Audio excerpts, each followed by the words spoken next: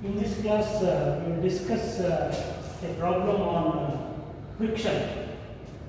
Here, this is an examination problem, VTU March 2022. Here, there is an inclined plane. On this inclined plane, we have a block of weight 100 Newton. A force P is applied parallel to the plane in this direction, upward direction. The angle of inclination of the plane is 30 degrees.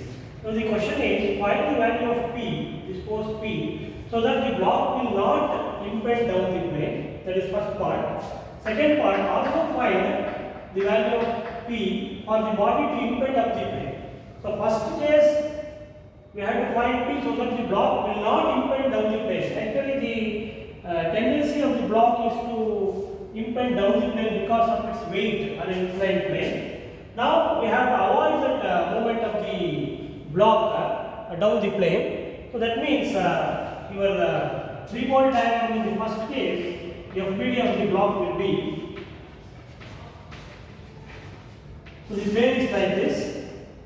On this plane, as you know, we will be having, since the plane is a rough surface, we have given the value of mu for the plane as point, that is coefficient of friction, 0.3.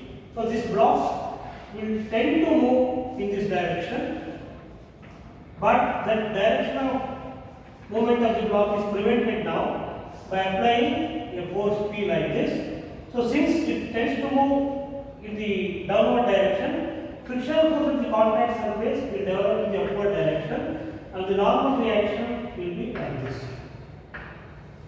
So the weight of the block, of course, 100 Newton, will be acting like this. So if you resolve that into two components, one parallel to the plane, another perpendicular to the plane.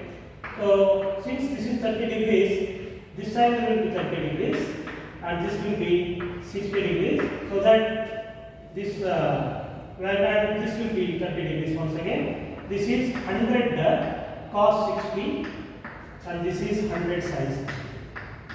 So the components of 100 Newton will be 100 cos 60 down the plane and 100 sin 60 perpendicular to the plane like this. Now in such problems, what we do is, we are going to consider the plane direction as x-axis and perpendicular to that as y-axis. So this is y-axis. X-axis you can take the direction of motion. So that means you can take x-axis like this. So x-axis is like this, y-axis is like this. So parallel to the plane is x-axis, perpendicular to the plane is y-axis. Now we can analyze this problem by using the equations of equilibrium for concurrent force system. This forms a concurrent force system. So for that we need to draw the free body diagram of the block. If you write this free body diagram of the block, it will be something like this. You have this angle as 30 degrees. So frictional force will be acting like this, normal reaction will be like this, and you know the relation between frictional force and normal reaction, F is equal to mu times N, and in this case mu is given as 0.3, so 0.3 times N, and since I have resolved this 100 Newton into two components, so the component which is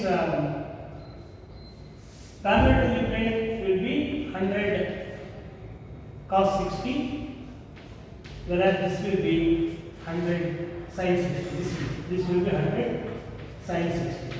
So what I have done is, I have resolved this 100 Newton force into two components, one parallel to the plane, another perpendicular to the plane.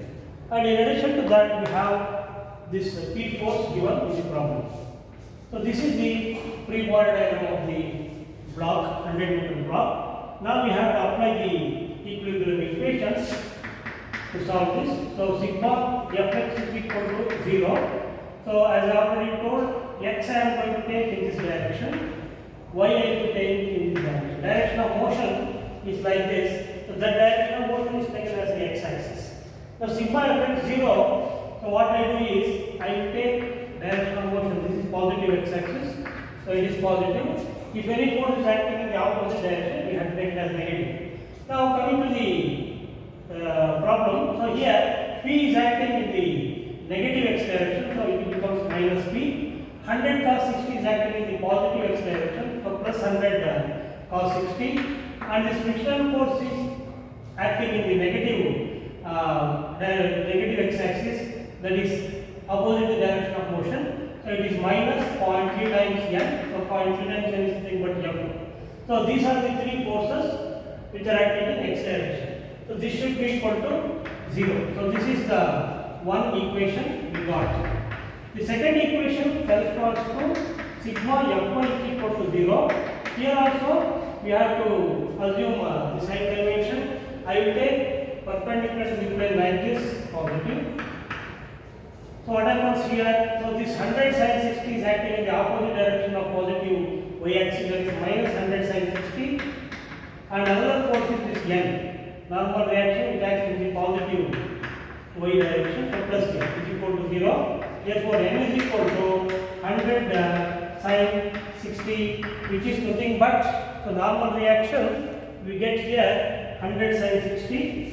So sin 60 into 100 is 86.6 Newton. So that is the normal reaction. So once you get this normal reaction, you can substitute that value in equation 1, you can get the value of P. So substituting for n in equation 1, so P is equal to, we will get 100 cos 60 minus 0.3 times n. So which is equal to 100 cos 60 is 50 minus 0.3 times 86.6.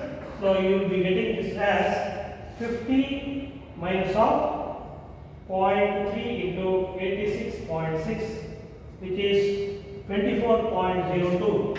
So 24.02 newtons is the force P required just to avoid the block to slide down. Now in the second case, coming to the second case, what he has asked is find the value of P for the body to impede up the plane. So here the block B, the block 100 kN block, it has to move up the plane. Impending motion means start moving. So now P is acting like this only, but the direction of the motion of the block will be in this direction, so that the frictional force acts in the opposite direction. Just only this will differ. So direction of motion will differ. Because direction of motion differs, frictional force direction also will differ. Normal direction will be same, n will be same. And of course here also, if we resolve the forces 100 Newton into two components, this is same 100 cos 60 and this is 100 sin 60. So this is the pre-board diagram for the second case, where the block tries to move, starts moving upwards. So in this case also, we have to apply the equations sigma F0. What I will do here is, I will take the direction of motion as x-axis. So this is x-axis, this is y-axis. So that means I will take this as x direction, positive x direction. Negative x direction will be opposite of that. So if you apply the equilibrium equation, first equation is this: P is acting in the same direction, positive x direction. So plus P, this is minus 100 cos 60, and this F is also acting in the negative direction. So minus F is nothing but mu times n. It is the same as 0.3 times n, because mu is 0.3 given in the problem. So I can write 0.3 n is equal to 0. So P minus 100 cos 60 minus 0.3 times n is equal to 0. This is the equation, I will call as equation 2. The second equilibrium equation is sigma Fy is equal to 0. So here I will take this positive y-axis like this. Negative y will be in the opposite direction. So here if you take only n, this will be there. The n is positive, but 100 sin 60 is negative. So only these two. Here also n value will be same, 86.6 newtons. So substitute this value of n in equation 2, you will get the value of P. So substituting for N in equation 2, so you will be getting P as 100 cos 60 but 50 plus 0.3 times 86.6. In this case, the value of P will be 50 plus 0.3 into 86.6, which is 75.98. So 75.98 newtons is the force required to cause impending motion of the block up the plane. So see here you can observe that the value of P increases here in the second case. In the first case it is 24 newton, whereas in the second case it is almost 76 newton. That means if you want to move the block up the plane, you require more force. Naturally, because whenever a block lies on an inclined plane, so the tendency of the block is to move down.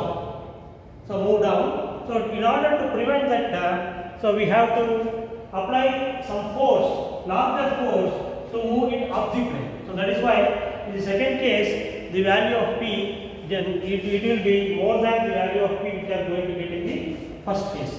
So this is how we have to solve a problem of a block on an inclined plane. They may give up the plane or down the plane impending motion. So depending on that, your frictional force direction you have to decide. Then you have to apply the two equations of equilibrium, sigma fx0 and sigma fy0. That is, they are the equilibrium equations for concurrent force system. And normally the parallel to the plane is taken as, or along the plane is taken as x-axis, and perpendicular to the plane is taken as y-axis, and direction of motion is taken as the x-axis. Perpendicular to that, you are going to take it as y-axis, and we are going to solve the problem.